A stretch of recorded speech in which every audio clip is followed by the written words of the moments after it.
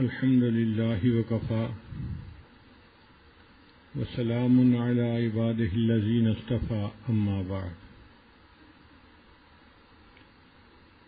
أعوذ بالله من الشيطان الرجيم بسم الله الرحمن الرحيم وما لي لا أعبد الذي فطرني وإليه ترجعون اور مجھ کو کیا ہوا کہ میں بندگی نہ کروں اس کی جس نے مجھ کو پیدا کیا اور اسی کی طرف سب لوٹ کر جائیں گے۔ جو بندہ شہر کے کنارے سے آیا تھا اس نے آ کر اپنے ایمان کا اظہار کیا اور اپنی قوم کو یوں اللہ کی طرف دعوت دی، مگر اس نے ان پر بات رکھ کر نہیں کی کہ تم اللہ کو نہیں مانتے، اس نے اپنے پر بات کی۔ یہ بات کا ایک اچھا انداز ہوتا ہے، اس میں عاجزی ہے۔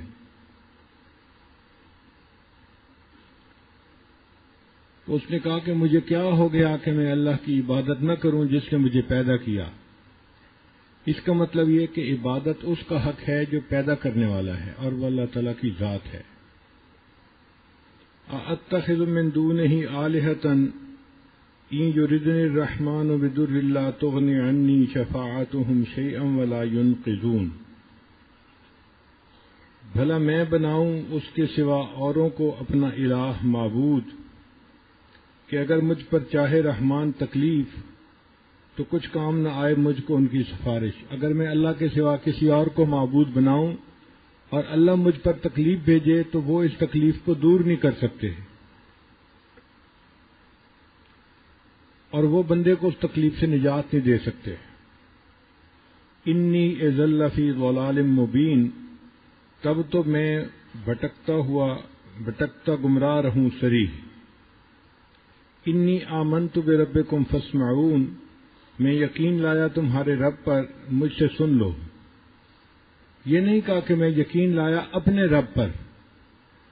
اگر اپنے رب پر کہتے تو دوسرے کہتے ٹھیک ہے یہ اپنے رب پہ ایمان لایا، نہیں، تمہارے رب پر۔ جو میرا رب ہے وہ تمہارا بھی رب ہے۔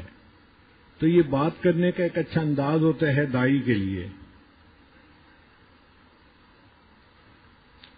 فاسمعون کا مطلب ہے کہ مجھ سے سن لو، یعنی وہ انبیاء کو بھی سنانا چاہتا تھا اور وہ اپنی قوم کو بھی سنانا چاہتا تھا۔ قیل ادخل الجنہ، اب قوم نے جب سنا کہ یہ ایمان والا ہے تو انہوں نے اس کو مار دیا۔ تو جیسے ہی وہ شہید ہوا اس کو فرشتے نے کہا ادخل الجنہ، جنت میں داخل ہو جاؤ۔ اللہ تعالیٰ شہید کی قبر کو جنت کا باغ بنا دیتے ہیں۔ جب وہ اس جنت میں داخل ہونے لگا تو قال یا لیت قومی یعلمون، بولا کسی طرح میری قوم کو معلوم ہو جائے کہ بخش دیا مجھے اللہ نے، بما غفر علی ربی، مجھ کو میرے رب نے، وجعلنی من المکرمین، اور کیا مجھ کو عزت والوں میں۔ اللہ نے مجھے بخش دیا اور مجھے عزت عطا فرما دی۔ اس سے پتہ یہ چلا کہ داعی جو ہے وہ مرتے مرتے بھی دوسروں کو دین کی دعوت دے دیتا ہے۔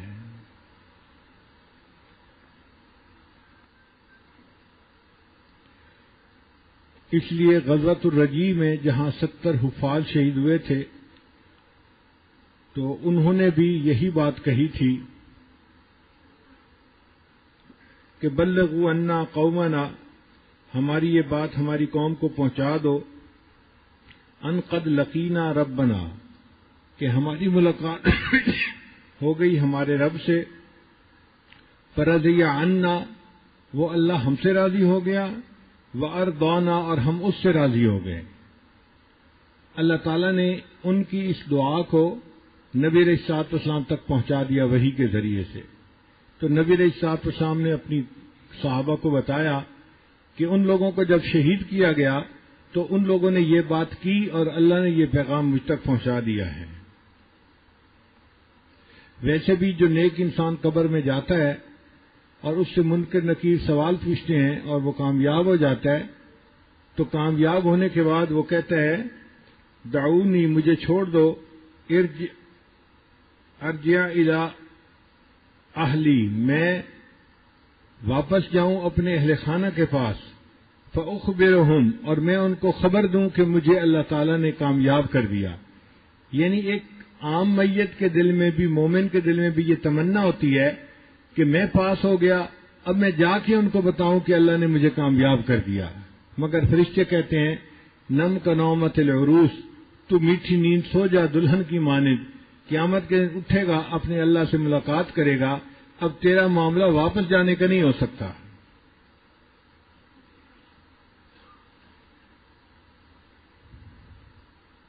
یہاں سے مفسرین نے دائی کے لیے بہت سارے نقطے نکالے کہ دائی کو چاہیے کہ مرنے کے بعد بھی قوم کی فکر نہ چھوڑے. دائی لوگوں کی صفاحت کی وجہ سے، بے وقوفی کی وجہ سے دین کا کام نہیں روکتا. دائی اپنی خاطر کسی سے انتقام نہیں لیتا. دائی کی چاہت جوڑ کی ہوتی ہے، توڑ کی نہیں ہوتی. دائی میں معاف کرنے کی صلاحیت ہوتی ہے. اور اس واقعے سے یہ ایک نقطہ بھی نکلتا ہے کہ عام لوگ بے قدرے ہوتے ہیں، وہ دائی کی قدر نہیں کرتے. مفسرین نے لکھا کہ اللہ کی قدر نہیں کی، اور اللہ تعالیٰ نے فرمایا وما قدر اللہ حق قدری، انہوں نے تو اللہ کی قدر نہیں کی جیسی کرنی چاہیے تھی. پھر دائی کو دعوت کے دوران تکلیف آتی ہے، اور وہ بھی اس کے لیے رحمت کا حصہ ہوتا ہے. آگے فرمایا یا حسرتن علی العباد، حسرت ہے بندوں پر، ما یاتیہم من رسول، ان کے پاس کوئی رسول نہیں آیا، الا کانوا بہ یستہزئون، مگر انہوں نے اس کا مذاق اڑایا. یعنی انبیاء جتنے بھی تشریف لائے، لوگوں کا ایک طبقہ ایسا تھا جو ایمان قبول کر لیتا تھا، اور ایک ایسا گروہ بھی ہوتا تھا جو ان کی بات کو نہیں مانتا تھا، وہ پھر ان کا مذاق اڑاتا تھا، وہ پھر ان کو مجنون کہتا تھا، وہ ساحر کہتا تھا. اس قسم کے الفاظ ان کے لیے استعمال کیے جاتے تھے جس سے ان کو ایذا پہنچتی تھی. آگے فرمایا الم یرو کم اہلکنا قبلہم من القرون انہم الیہم لا یرجعون، کیا نہیں دیکھتے کہ کتنے غارت کر چکے ہیں ہم ان سے پہلے لوگ، جماعتیں، کہ وہ ان کے پاس پھر کر نہیں آئیں گی. وہ جماعتیں اب لوٹ کے دنیا میں نہیں آ سکتی. اور ہم نے نہ ماننے والوں کو کس طرح مار کے رکھ دیا، غرق کر کے رکھ دیا. وَإِن كُلٌّ لَمَّا جَمِيعٌ لَدَيْنَا مُحْضَرُونَ، اور ان سب میں کوئی نہیں جو اکٹھے ہو کر نہ آئے ہمارے پاس پکڑے ہوئے. اور یہ جو لوگ مارے گئے ہیں تو یہ نہیں کہ قصہ ختم ہو گیا، بلکہ ایک دن آئے گا یہ سب اکٹھے ہو کر ہمارے پاس حاضر ہوں گے. یہ اللہ تعالیٰ کے سامنے پیش کیے جائیں گے قیامت کے دن. پھر اللہ تعالیٰ قیامت کے دن پیشی کی ایک دلیل دیتے ہیں تکوینی طور پر، وآیۃ لہم الارض المیتۃ، اور ایک نشانی ہے ان کے واسطے زمین مردہ، احییناہا، ہم نے اس کو زندہ کیا، واخرجنا منہا حبا، اور نکالا ہم نے اس میں سے اناج، فمنہ یأکلون، تو اسی میں سے کھاتے ہیں. تم جو یہ گندم اگاتے ہو، مکئی اگاتے ہو اور پھر اس کے کھانے کھاتے ہو، تو یہ کہاں سے نکلتی ہے؟ زمین سے نکلتی ہے. زمین خشک ہوتی ہے، مردہ ہوتی ہے، بارش برساتے ہیں اور بارش سے وہ زمین زندہ ہو جاتی ہے، لہلہاتی کھیتی نکلتی ہے، اور ہم تمہارے لیے تمہارے کھانے کا بندوبست کر دیتے ہیں. تو جس طرح اللہ تعالیٰ مردہ زمین سے کھیتی کو نکال دیتا ہے، اسی طرح اللہ تعالیٰ قبروں میں سے بندے کو زندہ کر کے پھر نکال دیں گے. وجعلنا فیہا جنات من نخیل، اور بنائے ہم نے اس میں باغ کھجور کے، واعناب، اور انگور کے، وفجرنا فیہا من العیون، اور بہا دیے اس میں اللہ نے چشمے. پھل تو بہت سارے ہیں، لیکن دو پھلوں کا تذکرہ کیا گیا، ایک کھجور کا اور ایک انگور کا. اس کی دو وجہ ہے. ایک وجہ تو یہ کہ کھجور کا تنا مضبوط ہوتا ہے، وہ مضبوط درخت ہوتا ہے، اور جو انگور کی بیل ہوتی ہے وہ بہت کمزور ہوتی ہے. تو اللہ تعالیٰ نے ایک کمزور چیز کا تذکرہ بھی کیا اور ایک مضبوط چیز کا بھی تذکرہ کیا، تاکہ باقیوں کے لیے قیاس کرنا آسان ہو جائے. اور بعض مفسرین نے لکھا کہ اس کی وجہ یہ تھی کہ انگور اور کھجور یہ ایسے پھل ہیں جن کو خشک کیا جاتا ہے اور پورا سال کھایا جاتا ہے. باقی بہت سارے پھل ایسے ہیں جو خشک نہیں کیے جا سکتے. مثلا اسٹرابیری ایک پھل ہے، آپ اس کو خشک نہیں کر سکتے. تو جب خشک نہیں کر سکتے تو پورا سال اس کو نہیں کھا سکتے. کھجور اور انگور کو خشک کر کے پورا سال کھاتے ہیں، بلکہ سالوں بعد بھی کھاتے ہیں. یہ کشمش جو ہے یہ ایک سال نہیں، یہ کئی سال اسی طرح چلتی ہے. اور پھر یہ دونوں پھل ایسے ہیں کہ جو ایک شہر سے دوسرے شہر میں منتقل بھی کیے جا سکتے ہیں. کئی شہر ہیں جن میں کھجوروں کے پھل نہیں ہوتے، درخت نہیں ہوتے، مگر کھجوریں وہاں بھی ملتی ہیں. اس پھل کا ایک جگہ سے دوسری جگہ پہنچانا آسان ہے. کشمش کا بھی ایک جگہ سے دوسری جگہ پہنچانا آسان ہے. اس لیے اللہ نے پھلوں میں ان دو پھلوں کا تذکرہ کیا. لِيَأْكُلُوا مِنْ ثَمَرِهِ کہ کھائیں اس کے میووں سے. وَمَا عَمِلَتْهُ أَيْدِيهِمْ اور اس کو بتایا نہیں ان کے ہاتھوں نے. افلا یشکرون پھر کیوں شکر نہیں کرتے. اپنے ہاتھوں سے انہوں نے کھیتی اگائی اور اس کے پھل کو اپنے ہاتھوں سے کھایا. پھر کیوں نہیں یہ غور کرتے کہ اللہ تعالیٰ نے کس طرح ہمیں مردہ زمین میں سے یہ کھانے کو رزق عطا فرما دیا. اگر اللہ تعالیٰ مردہ زمین سے پھلوں کو نکال سکتا ہے تو مردہ زمین سے اللہ تعالیٰ مردوں کو بھی قیامت کے دن زندہ کر سکتا ہے. اللہ تعالیٰ کے لیے یہ کوئی مشکل نہیں ہے. سبحان الذی خلق الازواج کلھا پاک ہے وہ ذات جس نے بنائے جوڑے سب چیز کے. مما تنبت الارض اس قسم سے جو اگتا ہے زمین میں. ومن انفسہم اور خود ان میں سے بھی. ومما لا یعلمون اور بہت سارے ایسے ہیں جن کو یہ جانتے ہی نہیں ہیں، جو ان کے علم سے بھی اوپر کی بات ہے. ان کو نہیں پتا اللہ نے وہاں بھی جوڑے بنا دیے ہیں. چنانچہ گزشتہ کل اس بات کی تفصیل کی گئی کہ اللہ تعالیٰ نے ہر چیز کے اندر جوڑا جوڑا بنایا ہے. پوری دنیا میں آپ جتنا غور کرتے جائیں گے آپ کو جوڑا جوڑا ہی نظر آئے گا. سائنس کی دنیا تو اس چیز کو مانے بغیر رہ نہیں سکتی. چنانچہ جب اللہ تعالیٰ نے ہر چیز میں جوڑا جوڑا بنا دیا تو تم کیوں اس بات کو قبول نہیں کرتے کہ اللہ تعالیٰ نے دنیا کے ساتھ آخرت بھی بنائی ہے، یہ بھی ایک جوڑا ہے.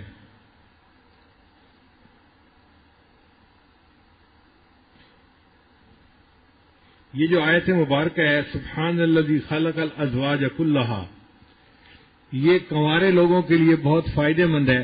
اگر وہ نماز کے بعد اس کو چند مرتبہ پڑھ کے دعا مانگے تو اللہ تعالیٰ ان کا بھی جوڑا بنا دیتے ہیں اور ان کے لیے شادی میں آسانیاں فرما دیتے ہیں. مرد بھی پڑھ سکتے ہیں اس کو، عورتیں بھی پڑھ سکتی ہیں. وآیۃ لہم اللیل یہ پہلے جو نشانیاں تھیں یہ مکانی نشانیاں تھیں. اب اللہ تعالیٰ زمانی نشانیوں کی طرف آ گئے، یعنی وقت کے مطابق جو نشانی ہے. اللہ تعالیٰ دن رات کی تخلیق میں اپنی نشانیاں بتا رہے ہیں.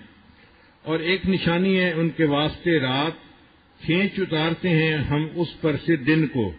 نسلخ منہ النہار فاذا ہم مظلمون تبھی یہ رہ جاتے ہیں اندھیرے میں. تو دن اور رات آتے جاتے رہتے ہیں. اور اس کی مثال اللہ فرماتے ہیں کہ جیسے اندھیرا ہے اس کے اوپر ہم نے دن کا لحاف اڑا دیا ہے، اور جب ہم چاہتے ہیں اس لحاف کو اتار دیتے ہیں تو اندھیرا پھر سامنے آ جاتا ہے. ویسے بھی اندھیرا اصل ہے اور روشنی لانے کے لیے محنت کرنی پڑتی ہے. گمراہی اصل ہے اور ہدایت لانے کے لیے محنت کرنی پڑتی ہے. اگر دنیا میں روشنی نہ ہو تو اندھیرا خود بخود ہو. اسی طرح بائی ڈیفالٹ رات ہے اور اس کے اوپر اللہ تعالیٰ اپنے سورج کی وجہ سے دن کو لے کے آ جاتے ہیں. چنانچہ اگر کوئی بندہ سپیس کے اندر ہو تو وہ اپنی آنکھوں سے دیکھ سکتا ہے کہ زمین گھوم رہی ہے، اور اس کے گھومنے کی وجہ سے جب وہ سورج کے سامنے حصہ ہوتا ہے اس میں دن ہوتا ہے، اور جو حصہ اس کے پیچھے ہوتا ہے اس میں رات ہوتی ہے، اندھیرا ہوتا ہے. تو ایسے جیسے کوئی لحاف اتارتا ہے تو سویا ہوا بندہ سامنے آ جاتا ہے. اللہ تعالیٰ دن کے لحاف کو اتارتے ہیں اور رات سامنے آ جاتی ہے. تو رات اور دن کی پیدائش میں بھی اللہ نے ہمارے لیے بہت نشانیاں رکھی ہیں. والقمر قدرناہ منازل حتی عاد کالعرجون القدیم اور چاند کو ہم نے بانٹ دی ہیں منزلیں یہاں تک کہ پھر ہو جائے پرانی ٹہنی کی مانند. یہ ذرا سمجھنے والی بات ہے. ایک ہے سولر کیلنڈر شمسی کیلنڈر، ایک ہے لیونر کیلنڈر قمری کیلنڈر.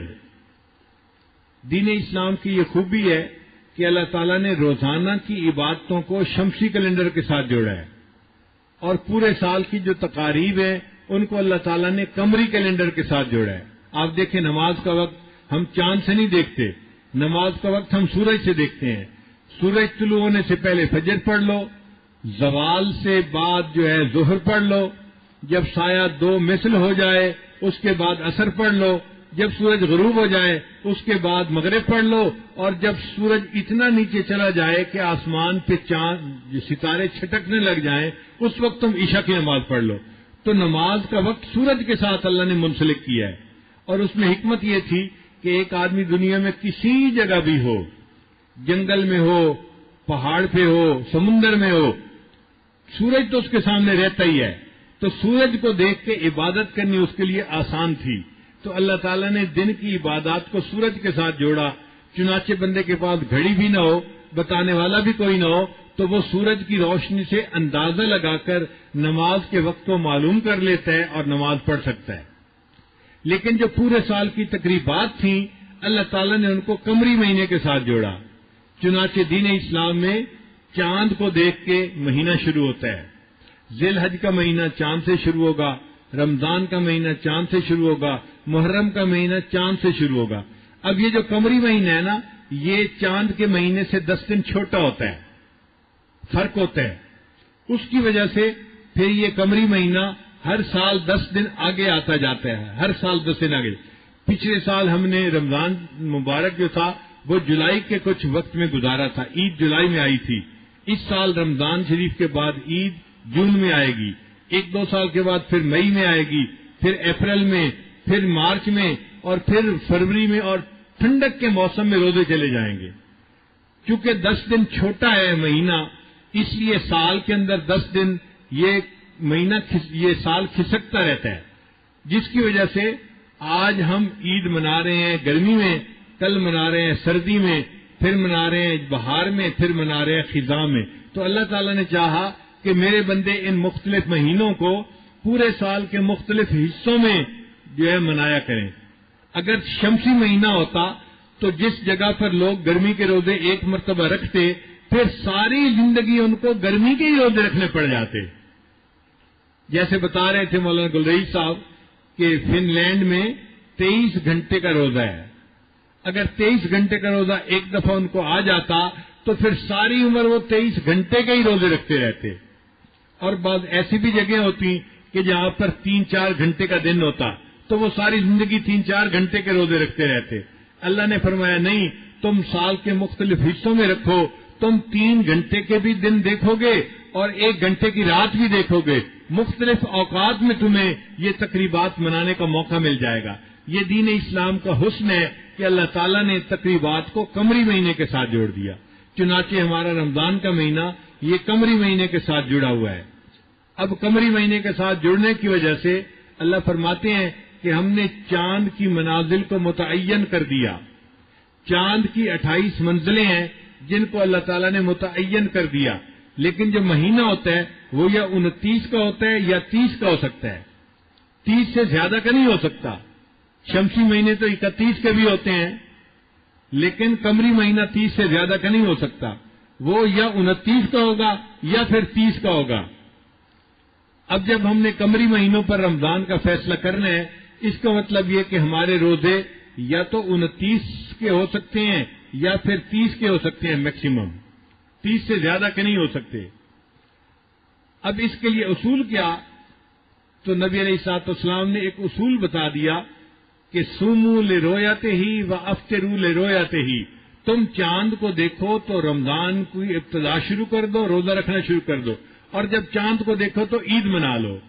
یعنی رمضان کو دیکھنا یا عید کو منانا، اس کا تعلق تمہارا چاند کو دیکھنے سے ہے۔ چاند کو دیکھو اور اس پر عمل کرو۔ پہلے زمانے میں یہ کام آسان تھا، لوگ چاند کو دیکھتے تھے رمضان شروع کر دیتے تھے، چاند کو دیکھتے تھے عید منا لیتے تھے، کوئی جھگڑا نہیں ہوتا تھا۔ آج کل سائنسی دور آ گیا اور سائنس کی وجہ سے لوگ چاند پر پہنچ گئے اور انہوں نے چاند کے بارے میں پہلے سے ہی جو ہے فور کاسٹ کرنا شروع کر دیا، پیشین گوئی کرنا شروع کر دی کہ جی ہم چاند کو فلاں دن دیکھیں گے۔ اب ان کی پیشین گوئی کی وجہ سے مسلمانوں میں دو حصے بن گئے. کچھ وہ لوگ ہیں جو آج بھی حدیث مبارکہ کے مطابق چاند کو دیکھ کے روزہ رکھتے ہیں اور چاند کو دیکھ کے افطار کرتے ہیں. مگر کچھ نئی تعلیم یافتہ لوگ ایسے ہیں جو غیر مقلد قسم کے لوگ ہوتے ہیں. وہ کہتے ہیں جی دیکھنے کی کیا ضرورت ہے، جب انسان چاند پر قدم رکھ چکا، پہنچ چکا، تو بس ہمیں کیلکولیشن سے پتہ کر لینا چاہیے کہ کس دن چاند نظر آئے گا اور اس دن رمضان شروع کر دینا چاہیے اور اس دن عید منا لینی چاہیے. چنانچہ امریکہ میں ہم تھے تو اس وقت ایک مسجد تھی غیر مقلدین کی، وہ شعبان کے آخری جمعے میں رمضان کے آنے کے دن کا بھی تعین کر دیا کرتے تھے اور عید کا بھی اعلان کر دیا کرتے تھے. یعنی رمضان شعبان کے آخری دنوں میں وہ فلاں دن روزہ شروع ہوگا اور فلاں دن عید ہوگی، یہ دونوں اعلانات کر دیا کرتے تھے. اب کچھ لوگ تھے جو ان کی پیروی کرتے تھے، مگر ہم اس پر عمل نہیں کرتے تھے. ہم کہتے تھے کہ نہیں، نبی علیہ السلام کا حکم ہے چاند کو دیکھو روزہ رکھو اور چاند کو دیکھو تو عید مناؤ، تو ہم تو چاند کو دیکھ کے منائیں گے. تو وہ ہمارے ساتھ بہت زیادہ دشمنی کرتے تھے، بہت غصے ہوتے تھے. یہ پتہ نہیں جاہل مولوی کہاں آ گئے ہیں، ان کو تو امریکہ میں انٹر ہی نہیں ہونے دینا چاہیے تھا. یہ پگڑیوں والے، جبوں والے، یہ لوگوں کو غار کے زمانے میں لے جاتے ہیں، نئی روشنی اور سائنس کے جو ہے وہ فائدہ نہیں اٹھانے دیتے. بہت باتیں کرتے تھے اور ہم ان کی ساری باتوں کو برداشت کرتے تھے، مگر کرتے یہی تھے کہ دیکھ کے روزہ رکھتے تھے اور دیکھ کے عید مناتے تھے. اب اس میں ہمارے بندوں کو وہ پھر اکھاڑتے تھے کہ جی تم کیا ان دقیانوس مولویوں کے پیچھے لگ گئے ہو، جب سائنس اتنی ترقی کر چکی ہے کہ پتہ چل سکتا ہے کہ فلاں دن چاند نظر آئے گا، تو ہمیں اس کو پہلے سے ہی تعین کر لینا چاہیے، پہلے سے ہی عید کا دن تعین کر لینا چاہیے. آخری دن جا کے فیصلہ کرنا یہ کون سی عقل کی بات ہے؟ تو ہمیں پھر ان لوگوں کو سمجھانا پڑتا تھا. اب ایک دن میرے دل میں خیال آیا کہ بھئی ہم فیصلہ تو کریں گے چاند کو دیکھ کے، لیکن ہم کیلکولیشنوں سے یہ تو پتہ کر سکتے ہیں نا کہ چاند نظر آنے کا امکان ہے بھی یا نہیں. یہ تو بندہ معلوم کر سکتا ہے نا. کریں گے تو وہ جب چاند نظر آئے گا، لیکن امکان ہے نظر آنے کا یا نہیں یہ تو پتہ کر سکتے ہیں. تو وہاں پر ایک ہے اسپیس میوزیم امریکہ میں، واشنگٹن میں. وہاں پر چاند کے بارے میں انہوں نے چاند گاڑیاں رکھی ہوئی ہیں اور سارا کچھ بتایا ہوا ہے کہ گاڑی کیسے گئی، واپس آئی، اور چاند کے ٹکڑے بھی رکھے ہوئے ہیں وہاں پر، اور جانے والوں کو وہ چاند کے بارے میں فل انفارمیشن دیتے ہیں. ان کا ایک سیکشن بنا ہوا ہے جس میں وہ یہ دعویٰ کرتے ہیں کہ we trace each inch of the trajectory of moon. ہم چاند کے جو دائرہ ہے اس کے ایک ایک انچ کی پیمائش کر لیتے ہیں. ہم چاند کے دائرے کی ایک ایک انچ کی پیمائش کرتے ہیں اور ہمیں پتہ ہوتا ہے ایک انچ کی پریسیژن سے کہ چاند اس وقت کہاں پہ ہے. تو میں نے وہاں فون کیا، میں نے ان کو کہا جی کہ چاند آج نظر آئے گا یا نہیں آئے گا، میں فلاں جگہ پر ہوں، مجھے آپ بتائیں. انہوں نے کہا جی کہ ہم یقین سے نہیں کہہ سکتے نظر آئے گا یا نہیں آئے گا، امکان بتا سکتے ہیں کہ امکان زیادہ ہے یا کم ہے. میں نے کہا یہ کیا بات ہوئی کہ امکان بتا سکتے ہیں؟ وہ تو بغیر سائنس کے بھی بندہ امکان بتا سکتا ہے، اندازہ لگا سکتا ہے آج چاند نظر آئے گا یا نہیں نظر آئے گا. یہ کون سی بڑی بات کر لی؟ ان کا جی اگر آپ نے ایگزیکٹ پتہ کرنا ہے نا کہ چاند نظر آئے گا یا نہیں آئے گا، تو ہمارا نیوی میں ایک ڈپارٹمنٹ ہے جو چاند کا بہت زیادہ خیال رکھتا ہے، کیونکہ ہم نے سمندر کے سفر کرنے ہوتے ہیں اور سمندروں کے جو بحری طوفان ہیں ان کا تعلق چاند کے ساتھ ہے. تو اس لیے ہم چاند کا بہت خیال رکھتے ہیں اور ایک انچ سے بھی کم پر ہم چاند کو میئر کر لیتے ہیں کہ چاند اس وقت کہاں پہ ہے. تو آپ وہاں فون کریں اور ان سے معلوم کر لیں. میں نے کہا بہت اچھا. چنانچہ اس نے مجھے نمبر دے دیا بندے نے کہ آپ ہماری نیوی کے اس ڈپارٹمنٹ میں فون کر کے چاند کے بارے میں معلومات کریں. میں واشنگٹن میں تھا اس وقت، تو میں نے پھر ان کو فون ملایا. میں نے کہا کہ میں یہاں رہتا ہوں امریکہ میں اور مجھے آج معلوم کرنا ہے کہ جس جگہ پر میں ہوں چاند نظر آئے گا یا نہیں نظر آئے گا. آپ مجھے بتائیں کہ آپ کی سائنس کیا کہتی ہے. وہ ایک خاتون تھی، اس نے مجھے کہا جی کہ میں آپ کو اپنی ڈائریکٹر جو عورت ہے نا اس کے ساتھ ملا دیتی ہوں، جو سب سے بڑی سائنسدان ہے چاند کے بارے میں. میں نے کہا بہت اچھا. اس نے میری کال ٹرانسفر کر دی اپنی ڈائریکٹر کی طرف, جو شعبے کی ڈائریکٹر عورت تھی. اس کے پاس دنیا میں سب سے زیادہ چاند کی معلومات تھیں اور وہ ماہر تھی اس کی. اس سے میری بات ہوئی. میں نے اس سے کہا کہ میں یہاں رہتا ہوں اور مجھے اتنا پتہ کرنا ہے کہ چاند آج یہاں پر آنکھ سے نظر آئے گا یا نہیں آئے گا, مجھے یہ معلوم کرنا ہے. اس نے کہا جی میں تو یقین سے نہیں کہہ سکتی کہ آئے گا یا نہیں آئے گا, امکان بتا سکتی ہوں. میں نے کہا یہ کیا بات ہوئی؟ دنیا کہتی ہے کہ ہم امریکہ والے چاند پہ پہنچ گئے اور آپ مجھے کہہ رہی ہیں کہ ہم بتا ہی نہیں سکتے کہ وہ نظر بھی آئے گا یا نہیں آئے گا. یہ کہاں کی باتیں کر رہی ہیں؟ تو وہ پھر تھوڑا سا پریشان ہوئی کہ یہ یہاں کا رہنے والا بندہ ہے اور یہ اعتراض کر رہا ہے کہ دنیا کہتی ہے کہ تم چاند پہ قدم رکھ چکے ہو اور مجھے تم کہہ رہی ہو کہ چاند نظر آئے یا نہ آئے, میں یہ بھی نہیں بتا سکتی. پھر وہ مجھے کہنے لگی جی کہ آپ انجینئرنگ کو سمجھتی ہیں. میں نے کہا میں تھوڑا بہت سمجھتا ہوں, آپ بات کریں میں سمجھ لوں گا. اس نے پھر مجھے بتایا کہ دیکھیں ہم جو چاند کو دیکھتے ہیں نا کہ یہ اس وقت کہاں ہے, وہ آنکھ سے نہیں دیکھتے, وہ ہم دوربین سے نہیں دیکھتے, بلکہ ہمارے پاس ایک میتھمیٹیکل ماڈل بنا ہوا ہے. یعنی حساب کی جو ایکویشنز ہوتی ہیں نا, وہ ماڈیول ہم نے ایک ڈیولپ کیا ہوا ہے. اس ماڈیول سے کیلکولیشن کے ذریعے ہمیں پتہ چلتا ہے کہ چاند اس وقت کہاں پہ ہے. میں نے کہا پھر؟ کہنے لگی جی کہ اس ماڈیول کے اندر 6000 ویریبل ہیں. ایک ہوتا ہے کانسٹنٹ اور ایک ہوتا ہے ویریبل. کانسٹنٹ وہ ہوتا ہے جس کی ویلیو ہمیشہ ایک رہتی ہے جو مرضی ہو جائے, اور ویریبل اس کو کہتے ہیں کہ جیسے اس کی ویلیو بدل سکتی ہے. مثال کے طور پہ آج ہوا کی رفتار کچھ ہے, کل ذرا تیز چل پڑی تو رفتار کچھ ہوگی, اور اگر آندھی چل پڑی تو رفتار کچھ اور پہنچ جائے گی. اس کو ویریبل کہتے ہیں کہ یہ کسی وقت بھی بدل سکتی ہے اور یہ بندے کے اختیار میں بھی نہیں ہوتی, یہ اللہ کے اختیار میں ہے جس نے اس کائنات کو بنایا ہے. تو وہ کہنے لگی کہ ہمارے اس ماڈل میں 6000 ویریبل ہیں, 6000 چیزیں ایسی ہیں جو بدل سکتی ہیں. اب کون بندہ گارنٹی کر سکتا ہے کہ کچھ نہیں بدلے گا اور چاند ہمیں نظر آئے گا؟ ممکن ہے ایک ویریبل بدل جائے تو چاند کی پوزیشن بدل جائے گی. لہذا دیکھے بغیر ہم نہیں بتا سکتے کہ چاند کو دیکھیں گے یا نہیں دیکھیں گے. کیلکولیشن سے یہ پاسبل ہی نہیں ہے. جب اس نے یہ بات سمجھائی تو مجھے بات سمجھ آ گئی کہ ہمارے پیغمبر اسلام نے سچ بات کہی 1400 سال پہلے, جب دنیا چاند کے بارے میں کچھ نہیں جانتی تھی. میرے آقا صلی اللہ علیہ وسلم نے فرما دیا سومو لے رویت ہی وافطرو لے رویت ہی, تم آنکھ سے دیکھو کہ چاند نظر آ گیا تو رمضان شروع کر دو, اور آنکھ سے دیکھو تو تم عید کا دن منا لو. تو اس کا سب سے بہترین حل آنکھ سے چاند کو دیکھنا ہی ہے. کیلکولیشن اس کا حل نہیں ہو سکتی. اب جو لوگ کیلکولیشنوں کے پیچھے جاتے ہیں ان کو غلطی لگتی ہے. کہاں لگتی ہے؟ کہ چاند کی 28 منزلیں ہیں اور دن ہوتے ہیں یا 29 مہینے کے یا 30. تو اب اگلا دن 29 کے اوپر چاند نظر آئے گا یا 30 کے اوپر نظر آئے گا, یہ درمیان میں ایک فیصلہ کرنے والی بات رہ جاتی ہے. اس میں ٹھوکر لگتی ہے, غلطی لگتی ہے. بہت سارے طلباء کو میں نے دیکھا ہے اس میں الجھتے پھرتے ہیں اور ان کو سمجھ نہیں لگتی کہ یہ مسئلہ کیا ہے. اس لیے میں کچھ اس مسئلے کو تھوڑا آج صاف کرنے کی کوشش کرتا ہوں. آپ سوچئے کہ چاند ہمیں نظر کیوں آتا ہے؟ اس لیے کہ چاند سورج کے جب سامنے ہوتا ہے تو سورج کی شعاعیں اس کے اوپر پڑتی ہیں, اور جب رات آتی ہے تو وہ شعاعیں ریفلیکٹ ہوتی ہیں اور چاند ہمیں روشن نظر آتا ہے. چاند خود روشن نہیں ہے, چاند سورج کی وجہ سے روشن ہے. اس لیے سورج کی مثال ماں کی ہے اور چاند کی مثال بیٹے کی ہے. قرآن مجید نے 1400 سال پہلے سورج کے لیے مؤنث کا صیغہ استعمال کیا اور چاند کے لیے مذکر کا صیغہ استعمال کیا.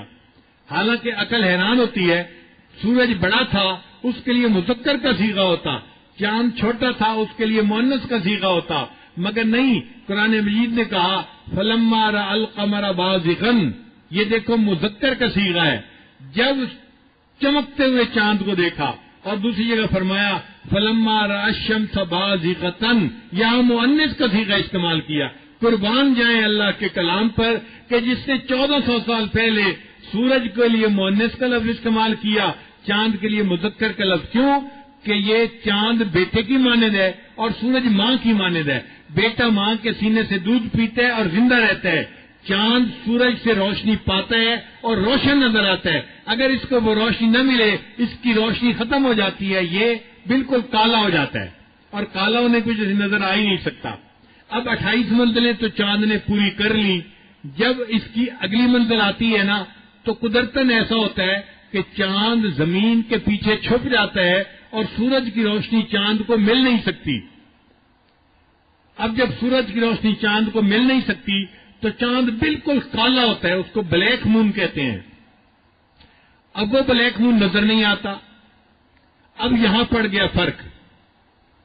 یہ جو فرنگی سائنسدان تھے نا، وہ سمجھتے تھے کہ مسلمان اپنی تقریبات کو چاند دیکھ کر مناتے ہیں، تو مسلمانوں کو مغالطہ ڈالنے کے لیے جب چاند بالکل کالا ہوتا ہے نا، نظر ہی نہیں آتا، اس کا نام انہوں نے رکھ دیا نیو مون، نیا چاند. تو سائنس کی دنیا نیا مون کس کو کہتی ہے؟ جب چاند کالا ہوتا ہے، نظر آ ہی نہیں سکتا، امکان ہی نہیں ہوتا. اس کا نام ان کو بلیک مون رکھنا چاہیے تھا، نیا مون نہیں رکھنا چاہیے تھا. مگر وہ تو دھوکہ دینا چاہتے تھے، لہذا انہوں نے اس کا نام رکھا نیو مون. اب نیو مون جب ہوتا ہے تو وہ بالکل کالا ہوتا ہے. مسلمانوں کو دھوکہ لگ گیا. ہم نیو مون کالے مون کو نہیں کہتے، ہم نیو مون کہتے ہیں ہلال کو. جب تھوڑا سا چاند نظر آتا ہے اس کو کریسٹ کہتے ہیں. جب چاند وہ نظر آتا ہے ہم کہتے ہیں یہ نیا چاند ہے. تو ہمارے نئے چاند کی تعریف میں اور ان کے نئے چاند کی تعریف میں فرق ہے. ہم نیا چاند کریسٹ کو کہتے ہیں، ہلال کو کہتے ہیں. جیسے ہمارے پاکستان کے پرچم کے اندر ہلال موجود ہے، تو یہ ہلالی پرچم ہے ہمارا. تو ہم اس کو نیا چاند کہتے ہیں اور کافر اس کو نیا چاند نہیں کہتے، اس کو وہ کریسٹ کہتے ہیں. نیا چاند کہتے ہیں جو چاند بالکل کالا ہوتا ہے، نظر آ ہی نہیں سکتا. اب بنیادی فرق پڑ گیا دونوں میں. اس سے لوگ دھوکہ کھا جاتے ہیں. او جی نیا چاند کو تو پیدا ہوئے 12 گھنٹے گزر گئے، تمہیں کیوں نہیں نظر آ سکتا؟ بھائی نظر اس لیے نہیں آ سکتا کہ وہ ابھی کریسٹ نہیں بنا. ہمیں نظر آئے گا جب وہ کریسٹ ہلال بن جائے گا. ہلال بننے میں ٹائم لگتا ہے. اب یہاں فرق ہے پورا. ہوتا کیا ہے کہ چاند کو نظر آنے میں تقریباً 18 گھنٹے سے اوپر کا ٹائم چاہیے. اگر 18 گھنٹے پہلے برتھ آف مون ہو جائے اور چاند کالا ہو جائے تو پھر اب دوبارہ چاند نظر آنے کا امکان ہو سکتا ہے. اور اگر 18 گھنٹے سے تھوڑی مدت ہو تو چاند نظر ہی نہیں آ سکتا، امکان ہی نہیں ہوتا.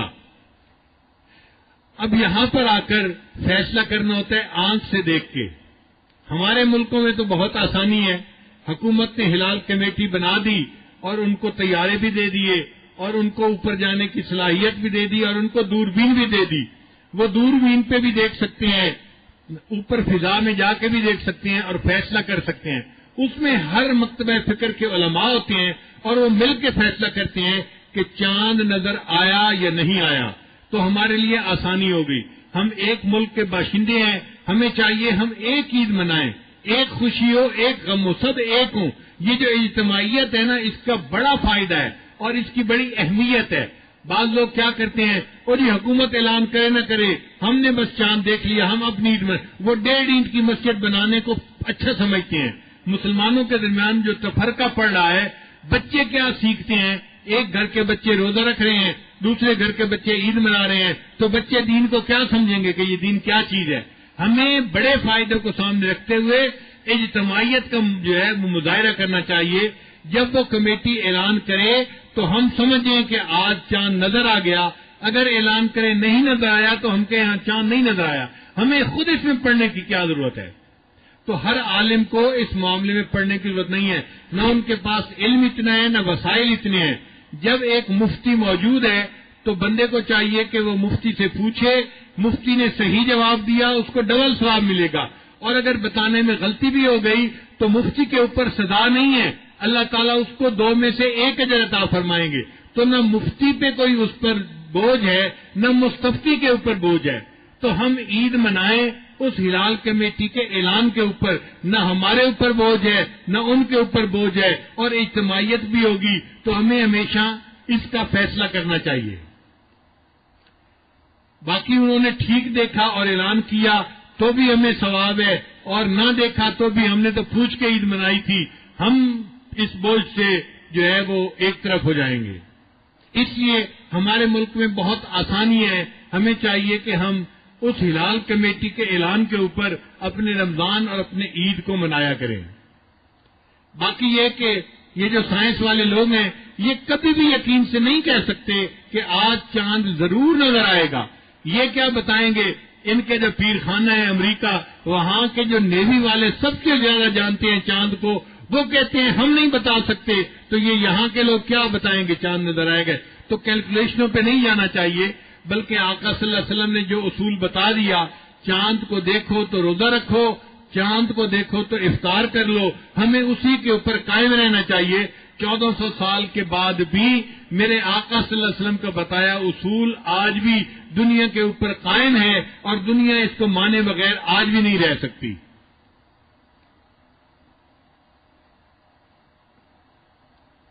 اللہ تعالیٰ کے فرماتے ہیں لَلشَّمْسُ يَنبَغِي لَهَا أَن تُدْرِكَ الْقَمَرَ، نہ سورج سے ہو کہ پکڑ لے چاند کو، یعنی سورج چاند کو پکڑ نہیں سکتا۔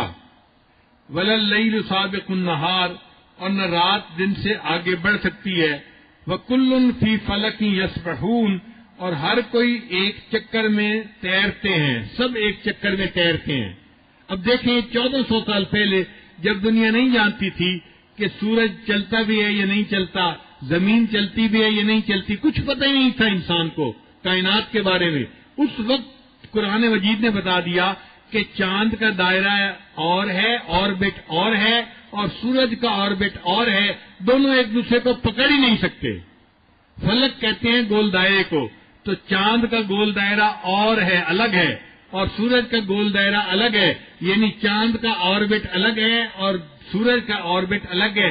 یہ آربٹ کا تصور قرآن مجید نے 1400 سال پہلے ہمیں عطا کیا۔ یہ آیتیں پڑھتے ہیں ہم سائنس کے طالب علم، دل سے گواہی نکلتی ہے کہ واقعی یہ اللہ کی کتاب ہے، جس نے کائنات کو بنایا اس نے 1400 سال پہلے انسان کو بنا دیا کہ دونوں کے آربٹ اور ہیں، ایک دوسرے کو یہ پکڑ ہی نہیں سکتے۔ پھر اللہ تعالیٰ نے آسمان کی مثالیں دینے کے بعد سمندر کی مثال دے دی، فرمایا وَخَلَقْنَا لَهُم مِّن مِّثْلِهِ مَا يَرْكَبُونَ، اور بنا دیا ہم نے ان کے واسطے کشتی جیسی چیزوں کو جس پر یہ سوار ہوتے ہیں۔ اللہ فرماتے ہیں سمندروں میں جو تم سفر کرتے ہو تو یہ کشتیاں ہم نے بنوائی ہیں، اور واقعی اگر اللہ تعالیٰ کشتی کی حفاظت نہ کریں تو بندہ سمندر کے اندر آسانی سے ڈوب جاتا ہے۔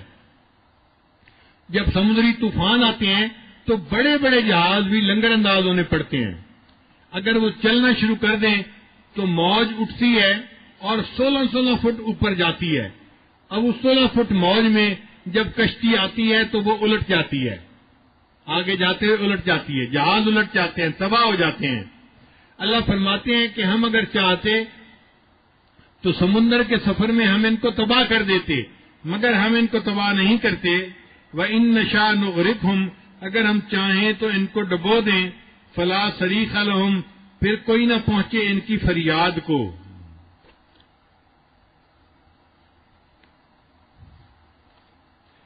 وَلَا هُمْ يُنْقَذُونَ، اور نہ وہ چھڑائے جائیں، سمندر میں نہ کوئی ان کو چھڑانے والا ہو، نہ کوئی ان کی فریاد پر پہنچنے والا ہو۔ إِلَّا رَحْمَةً مِنَّا وَمَتَاعًا إِلَىٰ حِينٍ، مگر یہ ہماری مہربانی ہے، ہم اپنی مہربانی سے اور ان کا کام چلانے کو ایک وقت تک ان کو مہلت دیے ہوئے ہیں۔ اللہ تعالیٰ نے بندوں کو مہلت دی ہوئی ہے، سمندر کے اندر سفر کرتے ہیں، ان کی کشتیاں نہیں ڈوبتی، ان کے جہاز نہیں ڈوبتے۔ اگر اللہ چاہتے تو ان کو آسانی سے ڈبو سکتے تھے، مگر اللہ نے ہمیں زندگی میں مہلت دی ہے تاکہ ہم سمندر کا سفر کر سکیں۔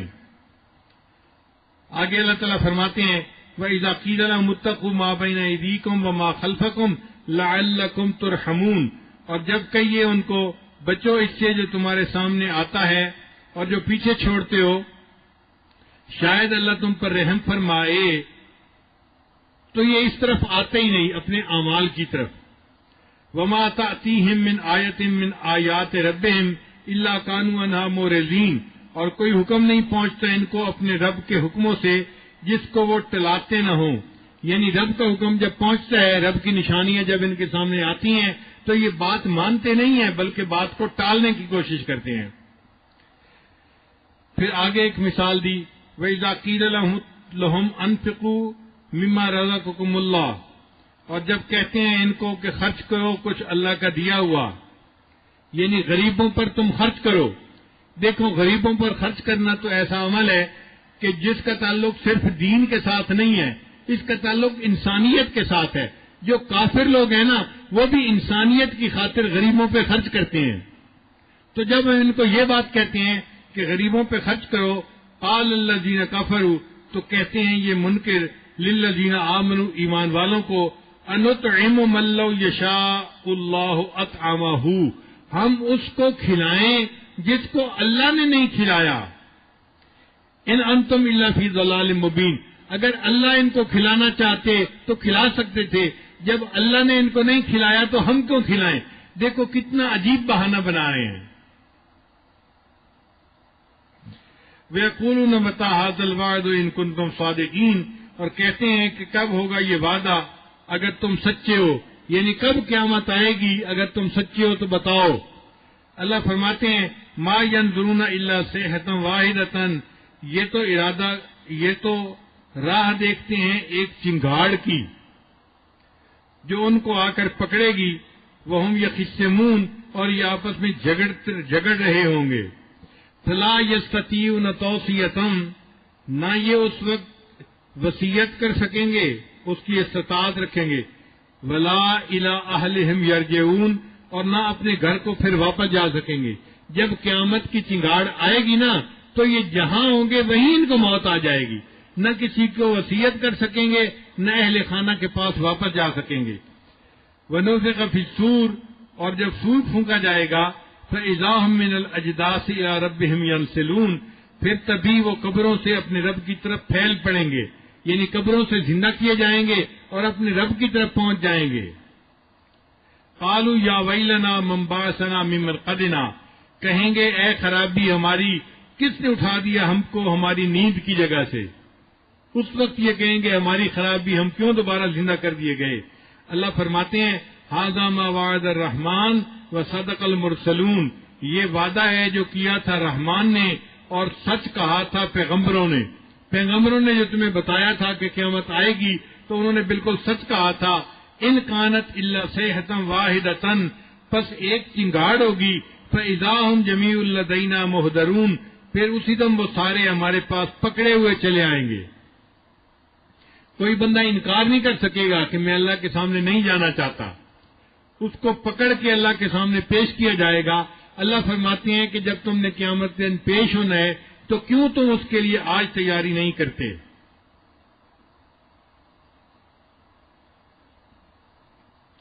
فَالْيَوْمَ لَا تُظْلَمُ نَفْسٌ شَيْئًا، پھر آج کے دن ظلم نہ ہوگا کسی جی کے اوپر۔ وَلَا تُجْزَوْنَ إِلَّا مَا كُنتُمْ تَعْمَلُونَ، اور وہی بدلہ پاؤ گے جو کرتے تھے، جو عمل کرتے تھے انہی کا بدلہ ملے گا۔ آگے اللہ تعالیٰ تذکرہ کرتے ہیں ایمان والوں کا، ان اصحاب الجنت اليوم فی شغل فاکہون، تحقیق بہشت کے لوگ آج ایک مشغلے میں ہوں گے پھل کھاتے ہوئے۔ یعنی کہنا یہ چاہتے ہیں کہ جو بہشت کے لوگ ہوں گے نا وہ بیٹھے ہوئے میوے کھا رہے ہوں گے، مگر قرآن مجید کی خوبصورتی دیکھیے کہ شغل کا لفظ استعمال کیا ہے۔ شغل کا لفظ مشغول ہونے سے ہے۔ وجہ کیا تھی کہ یہ وہ ایمان والے تھے جو دنیا میں ہر وقت دین کے کام میں مشغول ہوتے تھے، کبھی عبادت میں، کبھی تلاوت میں، کبھی تقریر میں، کبھی تصنیف میں، یہ ہر وقت مشغول رہتے تھے۔ چونکہ یہ ہر وقت مشغول رہتے تھے تو اللہ تعالیٰ فرماتے ہیں کہ یہ جنت میں کھانا تو کھائیں گے، پھل تو کھائیں گے، مگر وہ پھل کھانا ان کے لیے شغل بن جائے گا، مشغلہ بن جائے گا۔ تو مشغولیت کے بدلے اللہ نے ان کو جنت میں پھل کھانے کی مشغولیت عطا فرمائے گی۔ وہاں پہ جنتی پھل بھی کھائیں گے اور ایک دوسرے کے سامنے آمنے بیٹھ کر تکیے لگا کر باتیں بھی کر رہے ہوں گے۔ تو یہ گویا پھل کھانے کے اندر شغل میں مصروف ہوں گے، اس لیے شغل کا لفظ استعمال کیا گیا۔ ہم وازواجہم فی ظلال علی الارائک متکئون، وہ اور ان کی بیویاں سایوں میں تختوں کے اوپر بیٹھے ہوں گے تکیہ لگائے. لہم فیہا فاکہۃ، ان کے لیے وہاں پر میوے ہوں گے. وَلَهُم مَّا يَدَّعُونَ، اور وہ میووں کے علاوہ بھی کچھ اور چاہیں گے تو ان کو وہ بھی مل جائے گا. جو پھل چاہیں گے ان کو وہاں پر بیٹھے بیٹھے مل جائے گا. مشروب چاہیں گے مل جائے گا. وہ آپس میں بیٹھے باتیں کر رہے ہوں گے، سکون کے ساتھ ہوں گے اور کھانے پینے کو انجوائے کر رہے ہوں گے. وہ بھوک کی وجہ سے نہیں کھائیں گے، انجوائے کرنے کی وجہ سے کھائیں گے. آج ہم بھوک کی وجہ سے کھاتے ہیں. دیکھیں جب افطاری ہوتی ہے تو کیسے ہر بندہ کھانے کی طرف کھا جانے والی نظروں سے دیکھ رہا ہوتا ہے. ہر بندہ یہ کھجور پڑی ہے اور یہ سموسہ پڑا ہے اور یہ کباب پڑا ہے، نظر پڑتی ہے جیسے شیر شکار کو دیکھتے ہیں نا کھا جانے والی نظر سے. تو افطاری کے وقت روزے دار دسترخوان پہ کھانے کو کھا جانے والی نظر سے دیکھ رہے ہوتے ہیں. لیکن جنت میں جنتی کھانے کی نظر سے نہیں دیکھے گا کہ مجھے بھوک لگی ہے. وہ شغل کی وجہ سے کھائیں گے، وہ انجوائے کرنے کے لیے کھائیں گے. اللہ تعالیٰ کی یہ عجیب شان ہے کہ انجوائے بھی کریں گے اور کھاتے بھی رہیں گے اور پیٹ بھرنے کا مسئلہ ہی نہیں ہوگا. ادھر پیٹ بھرے گا، ادھر ایک خوشبودار ڈکار آئے گی اور دوبارہ پھر کھانے کی جو ہے وہ اسی طرح کیفیت ہو جائے گی. اور یہاں پر تو دیکھو کہ دعوت ہوتی ہے نا تو مردوں کے تو ہوتے ہیں مزے اور عورتوں کے لیے ہوتی ہے مصیبت. خامن نے بتا دیا آج میرے 15 دوست آ رہے ہیں افطاری کے لیے، تو بیچاری کے 3 دن لگ گئے.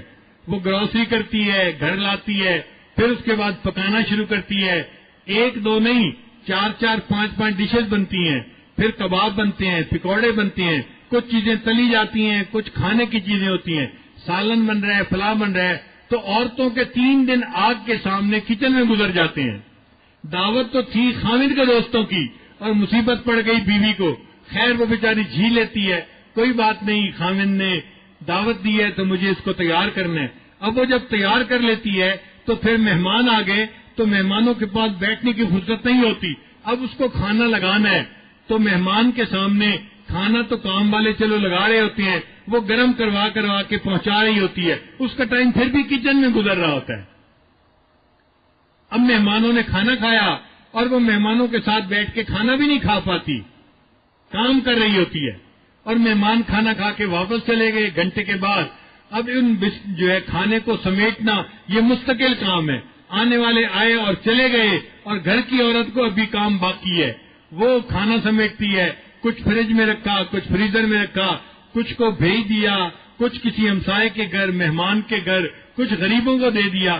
اور جو باقی برتن بچ گئے اب ان کو دھلوانا باقی ہے. تو اس کو پہلے بھی مصروفیت، عین دعوت کے وقت میں مصروفیت اور دعوت کے بعد بھی اس کے لیے مصروفیت ہوتی ہے. تو عورتیں دعوت کو کیا انجوائے کریں گی بیچاریاں؟ وہ تو مشقت میں پڑی ہوتی ہیں. مگر وہاں ایسی دعوت نہیں ہوگی. وہاں پر مرد بھی ہوں گے، ان کی بیویاں بھی ہوں گی، وہ تکیے لگا کے بیٹھے ہوئے ہوں گے. کوئی نہ دعوت تیار کرنے کی فکر ہے، نہ لگانے کی، نہ ان کو کھلانے کے بعد برتن دھونے کی. بیٹھے ہوئے بس نیت کریں گے. ایک بادل آئے گا اور بادل گزر جائے گا، جب دیکھیں گے تو دسترخوان لگا ہوا ہوگا. اللہ تیری شان، خود بخود پکا ہوا کھانا آ جائے گا اور دسترخوان کے اوپر لگا ہوا ہوگا. اور مرد بھی کھائیں گے اور عورتیں بھی کھائیں گی. عورتوں کو کوئی ٹینشن نہیں ہوگی برتن سمیٹنے کی. جیسے مرد انجوائے کر رہے ہوں گے، بیویاں بھی اسی طرح اس دعوت کو انجوائے کر رہی ہوں گی. اب جب کھانا کھا لیا تو پھر وہ برتن جو ہے اسی طرح واپس چلے جائیں گے اور عورتوں کو اس کو سمجھنے کا کوئی جھنجٹ نہیں ہوگا.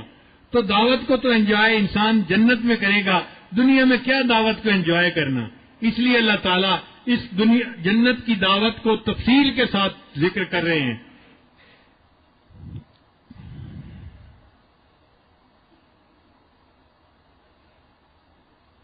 آگے اللہ تعالیٰ فرماتے ہیں سلام قولا من رب الرحیم. سلام بولنا ہے رب رحمان مہربان سے، یعنی اللہ تعالیٰ جنتیوں کو سلام کہیں گے. جیسے آنے والے کو بندہ کہتا ہے نا السلام علیکم، تو جنتی جو جنت میں جائیں گے اللہ تعالیٰ ان کو السلام علیکم فرمائیں گے.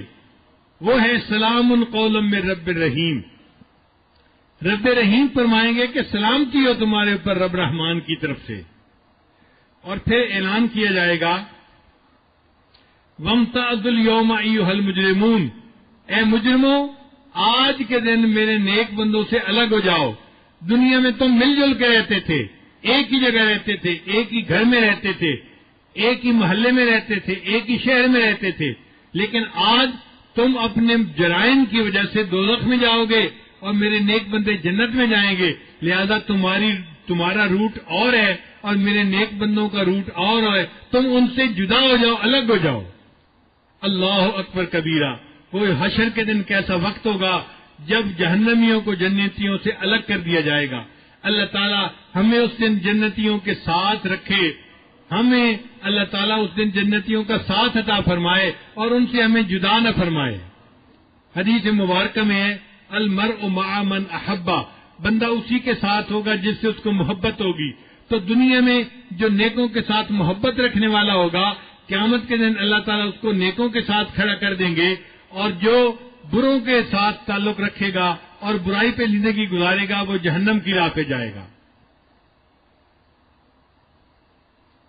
حدیث مبارکہ میں من احب قوما علی اعمالہم, جس بندے نے کسی قوم سے محبت کی ان کے اعمال کی وجہ سے, یہ تبلیغ کے لوگ ہیں, یہ ذکر کے لوگ ہیں, یہ علم والے لوگ ہیں, یہ فلاں لوگ ہیں, ہم ان کے اعمال کی وجہ سے ان سے محبت کرتے ہیں.